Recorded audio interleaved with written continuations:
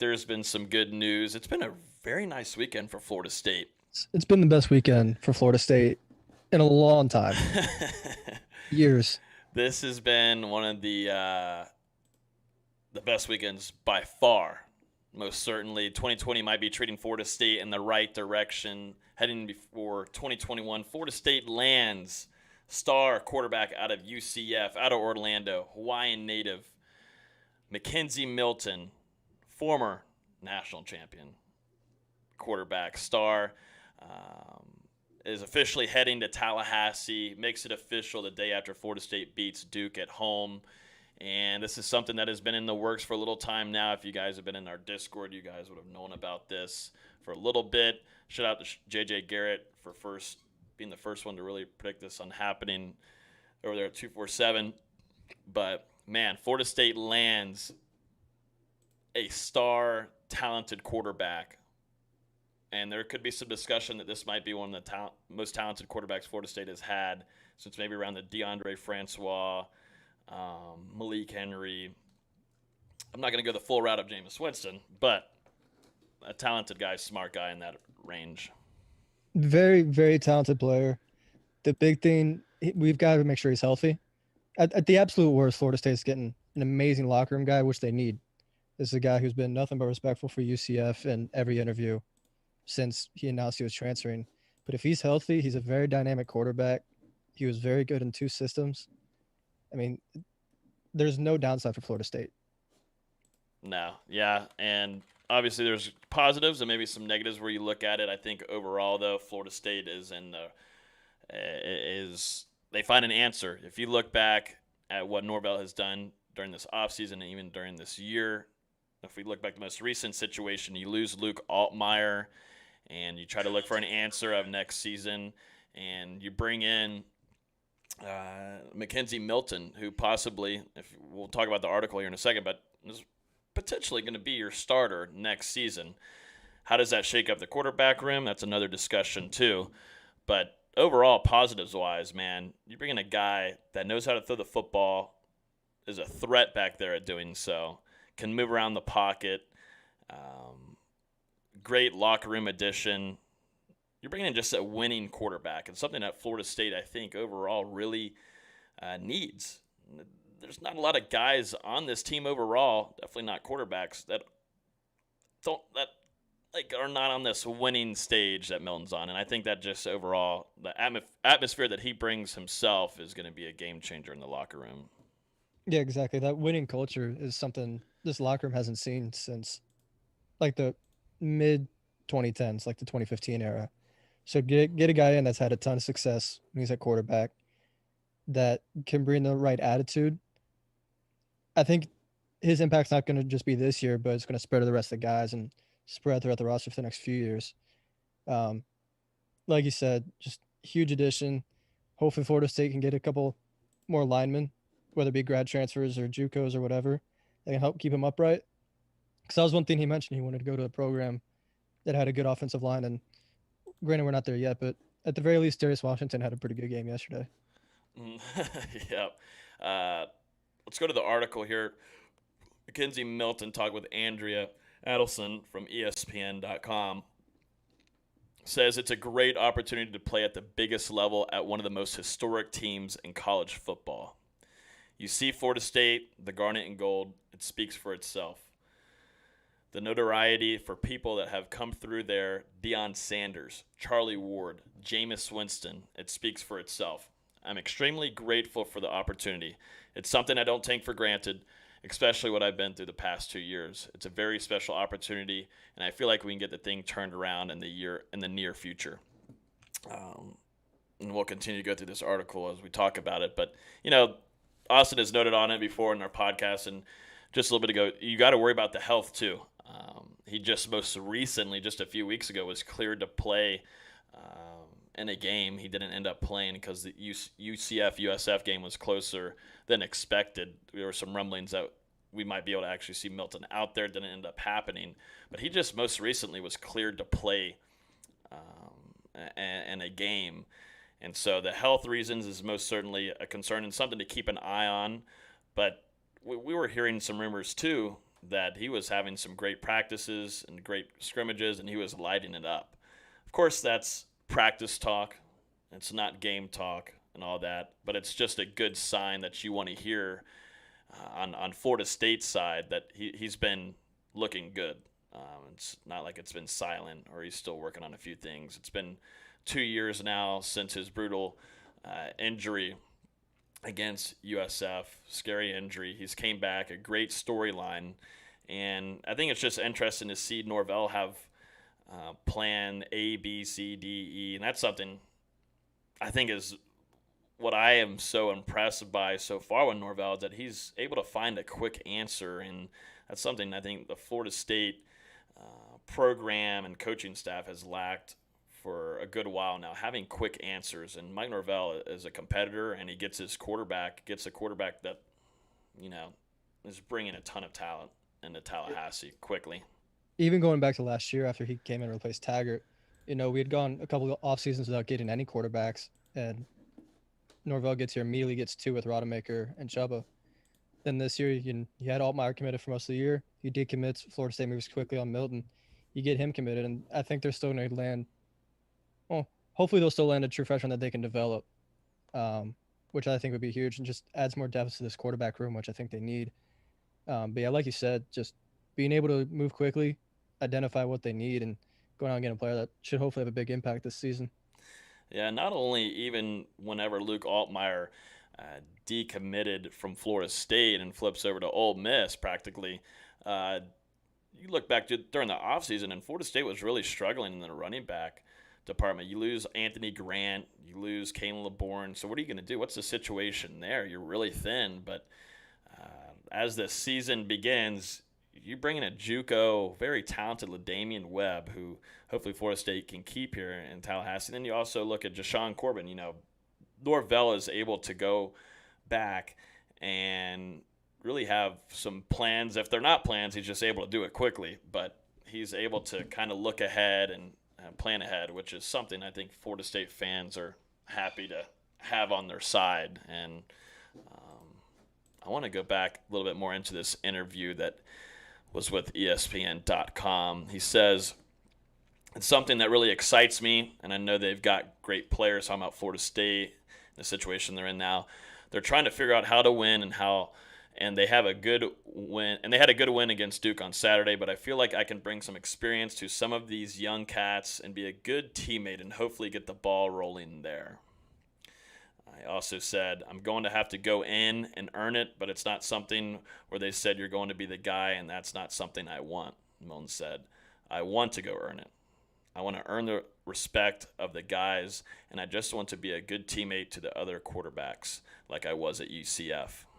At the end of the day, the best guy needs to play, whether it's me or one of the other guys. So it's my job to go out there and earn it every day, and hopefully I can do that, which is a solid mentality to have whenever you're definitely competing for a quarterback job and you're just coming in for a season. I think that's a pretty solid quotes there from the veteran guy.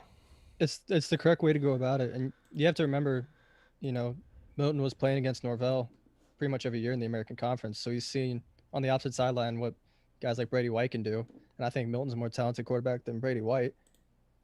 You put him in this system, you think, and on paper it should line up well for everyone, but he's got the right mentality. He's not expecting to start, and he shouldn't. If he wins over this locker room, which he's definitely got the personality to do so, there's a few pieces in place where he can have some real success. Highest graded quarterback in 2017, number 1, Baker Mayfield with 94.6. Number 2, Will Greer, 91.1. Number 3, Mackenzie Milton, UCF, 90.7. And like we were talking about earlier, a guy that is talented, great locker room guy, but just up here, smart quarterback. And I think that's the biggest advantage for Milton when he gets into this competing for the starting job. He just already has the experience, but he's just talented at throwing, and he's got he's got a nice brain in there. Never thought I'd actually say that, like just say someone has a nice brain. When's the last time we said we had a smart quarterback? It's been a long time. I know. I'm not here to name any names, but you guys could kind of think on your own, but having a guy that is just smart, man, and to run your offense, lead the team, and if I'm thinking smarts and a guy that can make plays out of nothing. You look back, and we're not comparing whatsoever to Jameis, but if you're kind of leaning towards that area, it's got to be Jameis, a guy that football smart, can make plays out of nothing. That's just Mackenzie Milton. I know you guys are going to go look at highlights for the rest of the day, but that's just the case. Another conversation that we're seeing in the Discord now is who could come now to Florida State? How does this affect recruiting? It's funny how about just moments after Mackenzie Milton announces that he's going to Florida State, Auburn fires Gus Malzahn. Where was Dillingham at? Old Dilly. Yeah, where was just up the road? Just up the road in Auburn last season. Yeah, where was Dillingham at? I wonder how that might affect a few transfers, maybe recruiting. I wonder how that's going to do there, at least the Auburn side. But if you're looking nationally too, you want to come block for a former national champion quarterback? I mean, quote unquote. Yeah, I mean, come on now. Now that now that he's Milton's heading to Florida State, I think a lot of fans are going to be like, yeah, I'm a national champion quarterback. Meanwhile, 3 years ago, they were like, screw UCF.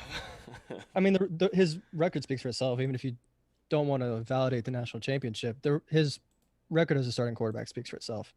Mm-hmm. He went out and won game after game and just led that team, gave him energy, gave him good play. I mean, that's really all you can ask for a quarterback. Yeah, no, exactly. The last little bit here from the article says, I know it's not going to be an overnight thing, but I don't think they're far off as a program, Milton said. Coach Norvell has got it headed in the right direction, and I think I bring some experience on how to win and what it takes, and that work ethic. I'm not going in there expecting to be this or that. I just want to be the best teammate possible, and whatever knowledge I can instill in those young guys, I'm all in. That sounds pretty good to me, Austin. I don't know about you. Sounds great, and I don't think you mentioned it, but I think he said he's getting to campus like January 5th, which, I mean, that's a ton of time for him to get ready. I know he's back in Hawaii training right now. Then he gets to campus. He's ready to get things rolling for spring. And we've seen how great the offseason has been, definitely under Coach Storm's well-respected guy. So taking care of him and whatever it needs to be with still, well, I mean, we'll be interested to hear. But he's practically has finished his recovery. Now it's just time to build that strength up, get to work. And like you said, Austin, being there in January is huge for getting in chemistry going with those young cats at wide receiver, your running backs, and just building team chemistry. Bringing that leadership, bringing that winning culture is something Florida State most desperately needs. And you're starting to see a flip in the program, and it's happening quickly. It's not taking. I mean, Florida State's not going to be fighting for a national champion next year, maybe not even the year after that. But it's not going to take another year or 2 years to figure this all out. And it seems like Mike Norvell, like we said, plans ahead and really wants to turn this program inside and out, starting in the locker room. And you're seeing guys gone from the program that might have been dragging this team down, pulling them down from where they need to go. And this addition overall is a big one for Florida State. So big get for Florida State and Mike Norvell and Kenny Dillingham heading into the offseason. And it'll be it's going to be a very, very fun next couple of months. It's going to be a very fun offseason for Florida State, I think. No, I agree. And the biggest part about becoming a winning team is preparing like a winning team. So getting a guy that's won, like Mackenzie Milton, I think it's going to take those extra steps in the preparation day in and day out. You know, you always talk about the climb and getting 1% better every day. Milton's going to be able to help do that just from a leadership standpoint, maybe not from a play standpoint if he's not healthy, but at the very least a leadership standpoint. Later in the week, we'll most certainly be discussing this more about Mackenzie Milton to Florida State, new quarterback heading into Tallahassee in January. We'll keep you guys updated on anything else we're hearing. Make sure you guys are in the Discord. If you were in the Discord, you guys would have practically known about this a week ago. So make sure you guys are in there. Join that if you haven't. Let's jump into some more practically instant reactions here. Florida State takes down rival Florida at home, 83-71. Florida State is starting the season 3-0 with wins over North Florida, Indiana, and the Gators. First off, I want to start off with saying, from all of us, it's been a lot of good things for Florida State this weekend, most certainly, obviously. But first off, we want to give our thoughts and prayers to the entire family, the Johnson family. Obviously, prayers to Keontae Johnson himself, his family, his teammates, his coaches, everybody in that Florida program, the whole school. He collapsed during the game, early in the game yesterday. Very scary incident. Dustin was there covering it, said it was just terrible feeling inside that whole arena in the tuck. You could hear a pin drop. It was awful. Right now he's at TMH. He's in stable condition, but in critical care, and it just was tough. I mean, even Florida State wins that game, you just felt different. It's still the Gators, but Austin, it just felt awful. Yeah, especially a double-digit point win against Florida. Usually you're going out and talking, but it didn't feel right to talk about the game, given what happened to Keontae. If you've seen the video, I do not recommend looking up. It's tough. He's just walking. You see him get a little lightheaded, and then just completely face plants. It's an unreal scene. We will not be sharing it here on any platform. I've deleted it a couple times from our Discord server. It's just not something that needs to be seen out of respect for him. Seeing the reactions from his teammates, and not only his teammates, but from Florida State as well. There's a few guys in Florida State's huddle that were in tears as well. And Hamilton talked about after the game that a few of them hit their knees in prayer just in that huddle right there. Hamilton gave Florida a chance a few times to say, hey, we don't have to play this game if you don't want to in that moment. Florida voted on it, said, let's keep playing. They got to vote on it again at halftime. They still said to keep playing. So, yeah, we're all anxiously awaiting more news on Keontae. It just anything at this point, because it's been pretty much the same update for pretty much right at 24 hours now that he's in critical yet stable condition. At least his family's in his family's in Tallahassee. They're with him. Mike White stayed behind, and I think their associate athletic director stayed behind as well. Just a really tough scene. Everyone's pulling for him. Just seeing the support from all over, not just Florida, but the nation's been good to see for him. Yeah, it was really, really tough. I was taking a shower and came back in and saw that we were going into double timeout. I was wondering what was going on. Was something going on with the time clock? They were trying to fix it, and then it's on Mike White probably for the most of the time on ESPN, and I'm just wishing the best to him. And I know it's tough. I'm glad Florida was able to fly out his entire family from Virginia to get here in Tallahassee. And hopefully we're all here in Tallahassee and, like you said, nationwide pulling for him to make a recovery. And hopefully nothing's too serious. And obviously a very extremely talented basketball player too. And yeah, it was a good. He's the SEC preseason player of the year. Was averaging 19 points a game so far to start the season. The first thing that came to mind was the Michael Ojo situation from the summer, because Keontae, like many of his teammates, had COVID about a month ago or during the summer or at some point. And that's what had happened to Ojo. Was he had COVID, a few weeks later passed away because of a heart attack. The good thing about Florida is they do test for these conditions before they're allowed to return to play. So you would think they weren't negligent and overlooked something. So, hopefully it's not that, but we've yet to hear anything.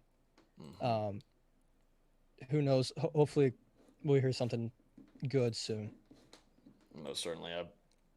Fingers crossed, praying and everything. Definitely all of us and FSU fans are. But looking into the rest of the game here, Florida State wins 83-71. Started off pretty. Florida was taking the lead early on, Austin. But once again, it seems like the talent and the experience on Florida State's side was able to take down the Gators with ease there in the second half. The first 10 to 12 minutes were rough for Florida State. They were not getting into their offense. They couldn't get inside. They were losing the ball before they could do anything. They only had think 14 points through 11 minutes. They just couldn't hit shots, and Florida was getting out in transition before we could match up on defense. Then we started hitting a couple shots. Before you know it, we take the lead on a weird Wyatt Wilkes baseline jumper that kind of came out of nowhere. And then from there, Florida State just ran away with it. They were hitting threes. They were forcing turnovers, getting out in transition themselves. Obviously, the huge dunks from Scotty Barnes on both ends, the MJ Walker dunk at the end of the game. Once you got past those first 10 to 12 minutes, Florida State was just playing with more energy, playing with more, just playing harder. Obviously, Florida was going through a lot, and it's hard to criticize their play. But Florida State just really went out and attacked the basket. And when those looks weren't there, they were kicking out for open threes. They were 50% on 3-point attempts. They were getting to the line a ton. They shot 30 free throws in this game, which is something I kind of expected because Florida's a little bit undisciplined on defense. And they ended up shooting 76% from the line, which is something we hadn't seen so far earlier. Forced Florida into 20 turnovers. They did everything they needed to win in this game. Anthony Polite was huge with 14 points. Scotty Barnes had 17 points. MJ Walker had 17 points. It was a really great game from Florida State once you got past those first few minutes. I think it's so interesting too watching MJ Walker too during these games. Man, he's leading the team, and I mean, I keep on thinking throughout his career, it feels like he gets hot during the second half of the season. But it's been fun watching him because we've kind of been wondering who's going to take that Trent Forrest role, not only as a leader but also on the court making buckets. But I've been very impressed in MJ Walker, and I'm glad to see things are going well for him in his senior year. And it wasn't even, from field goal. He was 12 of 12 from the free throw line. He was just attacking the basket and getting into the free throw line, which, they need. Mm-hmm. The beginning of the game, he was sloppy. He was really bad, had some really bad turnovers. Really bad turnovers. Was taking bad shots.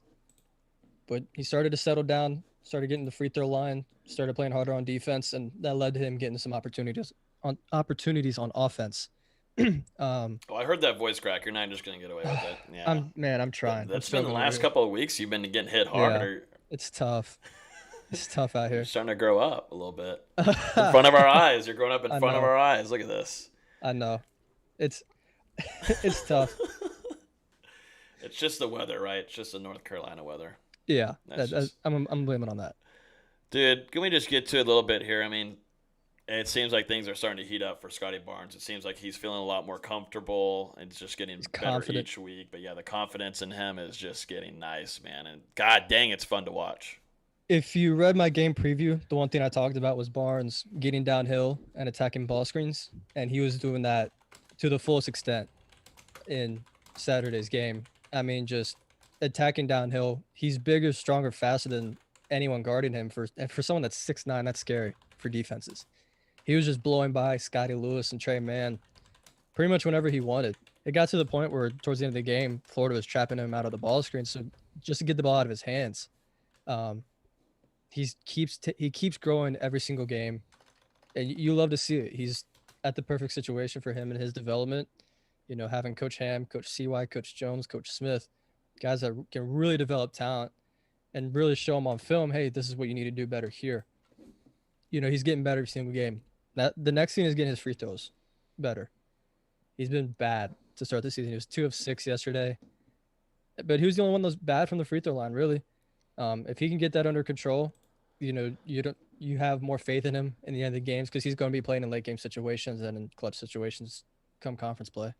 Yeah, how scary is that once Scotty Barnes is full force, confidence is ready to roll? How scary is that later on in the season, having a point guard like that? It's got to be frightening for the ACC. When you're going against Virginia Tech, that their entire starting lineup is basically 6'6" and under. They have to just be shaking in their boots. Shaking in Blacksburg. And then it's the same thing with Miami. They have a 5'6" point guard.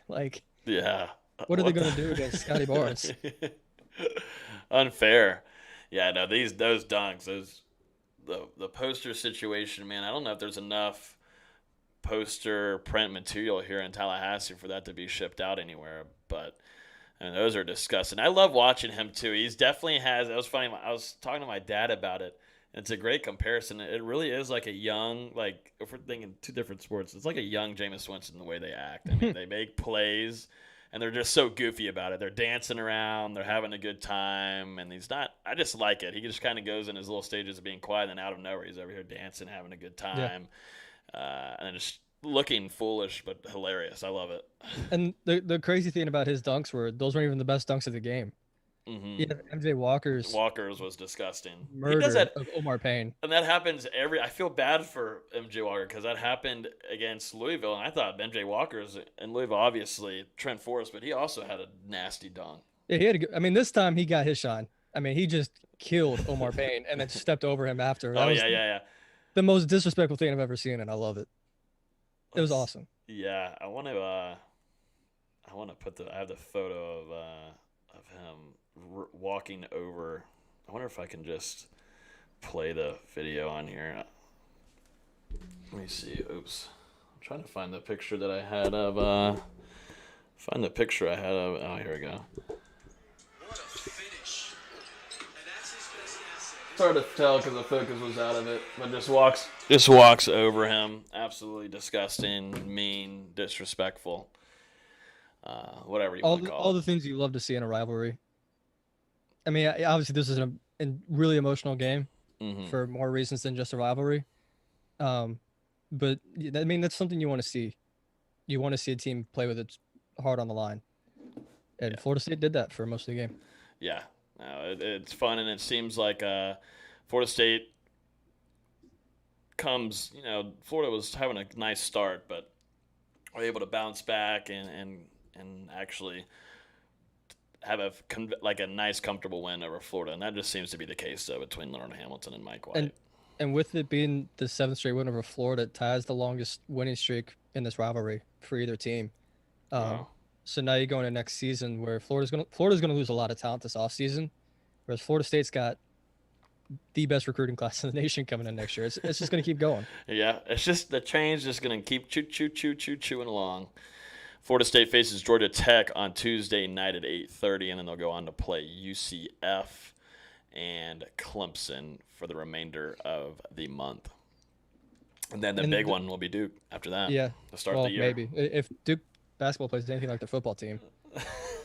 Or if I don't know if Coach K really wants to face Florida State because it seems like he's just wanted to opt out of the harder games, or he just wants to opt out of a tough situation.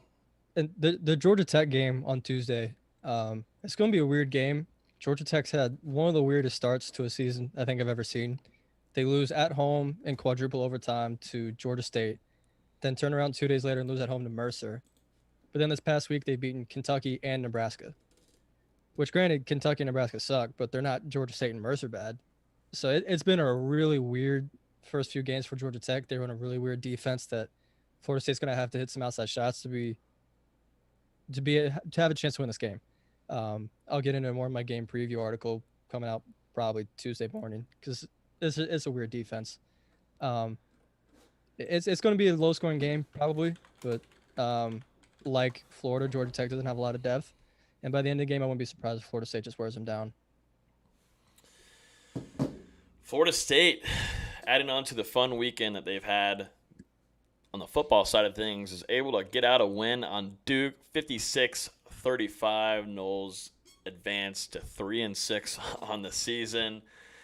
Blue Devils 2-9, and man, oh man, Florida State puts up some points here. Is it because of Red Lightning being a ball boy or for the remainder or this home game?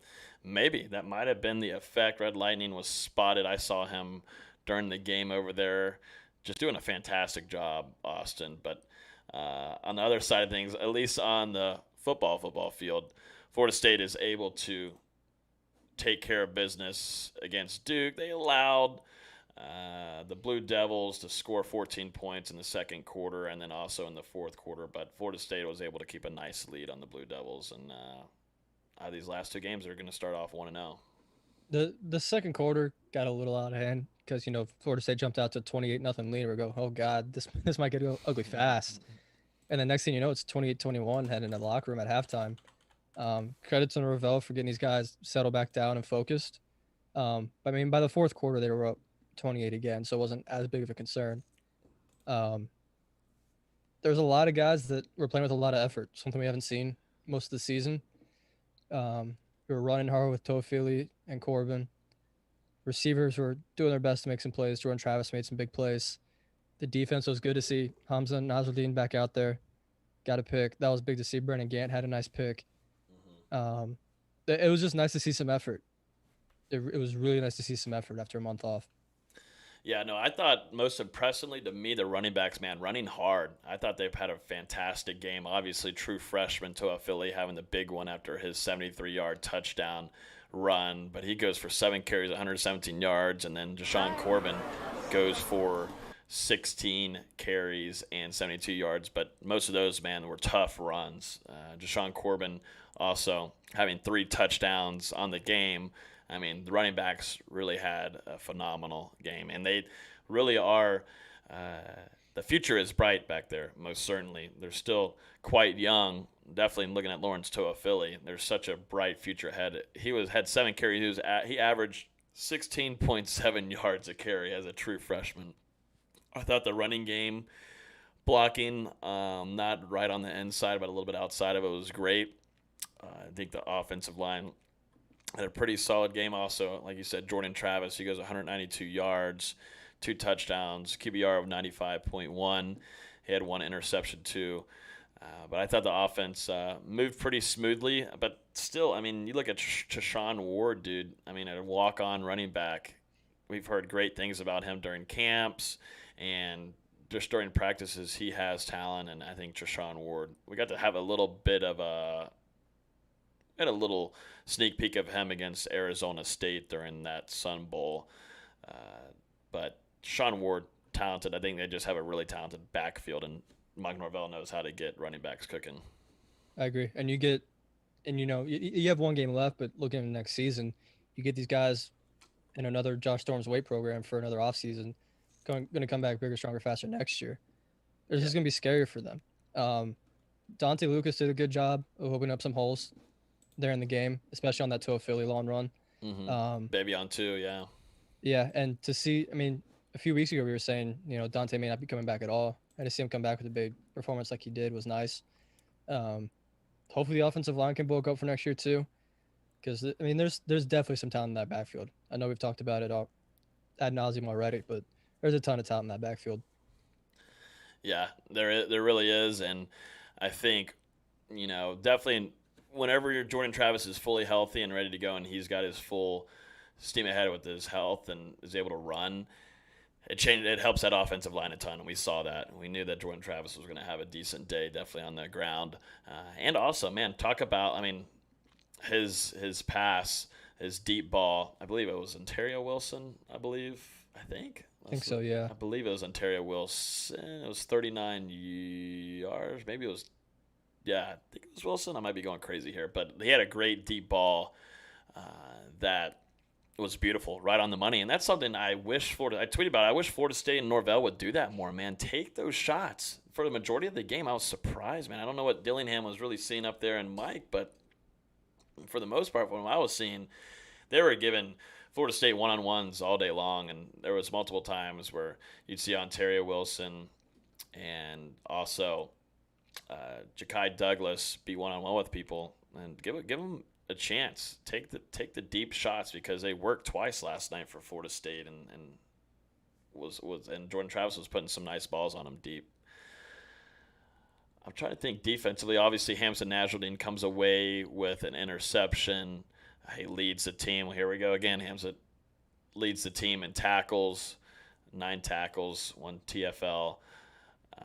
Sidney Williams seems like there's some promise there for him, a bright future ahead at safety there. I'm trying to see anything more impressive. Obviously, Gant gets an interception. Great interception, man. That was impressive. Great focus. Mm-hmm. And he had a hard hit, too, on their quarterback. Yeah. Just flew down the field and just popped him right in the shoulder. Yeah, didn't see him again for the rest of the game at all. I still have a problem, though, with – I think we talked about on the podcast, is Adam Fuller going to last if you allow 35 to Duke, you're gone. Almost 40, yeah. He should have stayed in the locker room at halftime. And to a backup quarterback. I mean, yeah. Duke's quarterback was already terrible, but a backup quarterback, terrible. Terrible. Horrible. That's got to be changed. I don't know what the situation there is. I tried looking at Mike Norvell during these plays where Duke was just scoring on him, and I didn't see a lot of conversation between him and Adam Fuller. So that's really ridiculous. I mean, this is Florida State Duke. I don't even remember Duke putting up 20 points against Florida State. I can't remember a time. I don't know when it was, what year, but 35 points, Duke, 35. The last game against these two teams wasn't it like 20-17? Just an incredibly different game. Yeah, they're just usually it's either a low scoring one or Florida State's routing them by 30, 40 points. But yeah, allowing Duke to score 35, that's a problem. Florida State, Mike Norvell, they're able to put up 56 points. Awesome. That's fantastic. Offense was working, and the defense also made some plays, but still, you're allowing Duke to go down the field like that. Unacceptable. Yeah, that's not how it works here in Tallahassee. I get they've got a good tight end, but when that's it. That's it. Yeah. Briggs, I think. I was wondering who number 6 was. I was like, oh my God, Jaden Lars Woodby really put on some pounds. But Briggs takes the number 6 uniform number from Jaden Lars Woodby, and he goes in there. I think Briggs has played very well too after not playing at all for the majority of the season. Coming in, he gets in there and he comes in shape, ready to play, and a lot of snaps. Hat tip to Briggs for coming in and really helping out this defensive line, because you lose Durden, you lose Marvin Wilson for the remainder of the season. I'm excited to see Briggs next season. I was hearing some really good things about him during this offseason before he decided to opt out due to family stuff and taking care of his family. I'm really excited to watch Briggs next season. I think there's some promise there in that defensive line because of him. Yeah. And once Fabio Lovett went down, you basically just had 3 defensive tackles. Practically, yeah. They're very thin. They had to play well, and for the most part, they did. Mm-hmm. And also, we know Lovett is down, most likely in concussion protocol. I doubt that we'll see him for the remainder of the season. So you look at now True Thompson, Briggs. Coop. Yep, you have Coop there. You look at also McLendon to jump in there, which he has had some spurts during this season. So they're going to need it. They're going to need a lot of defensive help against Wake Forest. Maybe Krishan Fuller too. Yeah, maybe Fuller moves on the inside a little bit too, which would be, I give it to him. He probably wants more playing time. We basically only saw him in the fourth quarter when we were up 30. Mm-hmm. You want to see him more in there. It'll be an interesting defensive line unit heading into a Wake Forest team that likes to put on a lot of points. I'm trying to think what else happened in this game. It's hard doing this the day after. Now I'm like, I'm not forgetting everything, but I'm forgetting some of these things in here. I'm going through play-by-play. But yeah, I like I said, to me, that highlight the running backs. Great game by them. Sure. I mean, just the running game in general.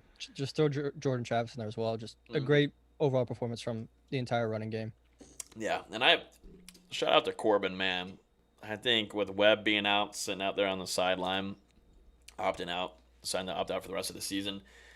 Shout out to Corbin, man. Really, into Philly, but really Corbin. He played hard to tackle. Really, really impressive to me, honestly. And like we said, this running back unit has a chance to be a really fun one to watch and a powerhouse heading into next season if Webb indeed intends on staying, and you're able to still keep Jordan Travis around to mix up packages with him, and you have Milton. Things could get fun. I'm excited about Florida. I'm excited. I wish we'd seen more of To'Philly throughout the season. Yeah, honestly. Yeah, no, I think he was battling some minor injuries here and there throughout the season. He's still a little young buck, a little thin thing, baby 9, like Los likes to call him. And I think that was a situation there because whenever he was in there, you've got spurts of, man, he's got some good really vision for a young cat, you know. So I definitely want to see a little bit more To'Philly for us. He was a little tired too after yesterday's game. You could tell him trotting off the field after going down with an impressive drive by him. But Jordan Travis near I think it was third or fourth quarter. Solid game from Baby 9. So a lot of positives to take away from this game. Defensively, though, 35 points is just not going to cut it. And it's embarrassing. Yeah, Wake's going to put up 50 on us next week. Yeah, if Duke's going to score that much with the backup quarterback for a majority of the game, I don't know. I don't know about that one, Captain. I don't know. So we'll keep an eye out. Saying that this is a good time to be in the Discord if you aren't. Anything else before we end this instant reaction to like 3 things? Shout out Marco Wilson Oh yeah, in the yeah, Florida yeah. LSU game. Shout out to Marco Wilson, man. Awesome game last night. I didn't Mar- know. Like I fell asleep and then I woke up and I'm like, oh, 3 minutes left. Sign me up. Here we go. Marco Wilson of the University of Florida. University. Shout out What a to the weird Gators. game. What a just Uh, incredibly weird game. It was the heading down fog. the wire, and then the fog just sits in the fourth quarter. And like, what are they gonna do the rest of the quarter? Because both of these teams, or especially Florida's really pass heavy Uh-huh. with Kyle Trask. You're like, what are they gonna do? It was just the bizarrest fourth quarter. Shout out Max Johnson, the son of Florida State legend Brad. Yep. Just a weird game that I loved every second of. Oh, it was like the cherry on top of the day. It was a cherry on top of maybe what we thought was going to be the weekend. It ends up the weekend's not over. You get Milton, but what a Because you already had UNC putting up NCAA 14 numbers on Miami. shout out to With Sam Howell. 700 total yards. We could say shout out to Sam Howell because Florida State Yeah. beat them. Number 5 team in the country at the time. Shout out to Sam Howell. It'll be nice to him. Shout him Yeah. out, baby. Then you had Miami lose to Florida Gulf Coast in basketball. Absolutely. What a weekend. How are your Vikings doing right now? I don't want to talk about it. No, that's I'd not rather a good have thing. basically I'd rather have Ricky Aguayo kicking left-footed. Oh yeah, that's right. I was watching that earlier before this Milton thing happened. Yeah. But He's yeah. he's cost us 14 points and we're down 12. So think of it that way. By the way, I think this podcast is actually brought to you and sponsored by Marco Wilson. I think he actually reached out and he's sponsoring this. Great guy. Really, really nice guy. Auburn fires their head coach Gus Malzahn. A few names to be on the lookout for from Twitter. It seems like rumors of Mario Cristobal from Oregon. I'm not like really entirely sold on Mario Cristobal. I was last season. This year I'm not. Maybe it's just a Pac-12 thing. Also, maybe I think were people saying Freeze? I lost the tweet here. Freeze, Kiffin. I don't know. That just shakes up a lot of the Auburn. Just shakes up Auburn recruits, Auburn players, and Kenny Dillingham was their offensive coordinator. So it'll be interesting offseason to see if Kenny Dillingham's able to strip some of away from the Tigers and bring him to Tallahassee. This would be the best part when we could have Nate on. He could just rattle off some names for us real quick. I know. This is where he's got all the names imaginable of recruits, even guys that are there at Auburn. He's the name guy. Plus, by the time we do the main podcast, like some more information will come out on guys that are thinking about flipping. Mm-hmm. So, maybe it's for the best. Yeah, well, he's probably at work today. I think Sundays are pretty busy there at his restaurant. But make sure in the Discord, I'm sure he'll be answering some questions, or he might do a Bat Cave later this evening. Who knows? But make sure you guys jump into the Discord. You guys can join that. You can just simply DM us or tweet us if you'd like to join. We'll send you a link. Also, if you want to join our Patreon, that is it connects with our Discord to receive insider news, like the news about Milton. You guys would have known about a week ago practically. You guys can join that at patreon.com/NoleGameDay. Join that, and you can join the awesome community there of over 1,300 Discord members. But I think this practically does it here. Austin, great weekend. As we said, obviously to DeCounte, to Johnson, to him, his family, coaches, teammates, friends, family, everybody. We're going to be thinking about him. Our thoughts and prayers go to him and his family. For sure. Thank you. We're keeping updates on him. Just looking out. Really hoping we hear something good from that camp soon. Hopefully, most certainly. Guys, have a great weekend. Go Steelers. Enjoy the rest of the weekend, and we will talk to you guys on Thursday night to preview Florida State versus Wake Forest and recap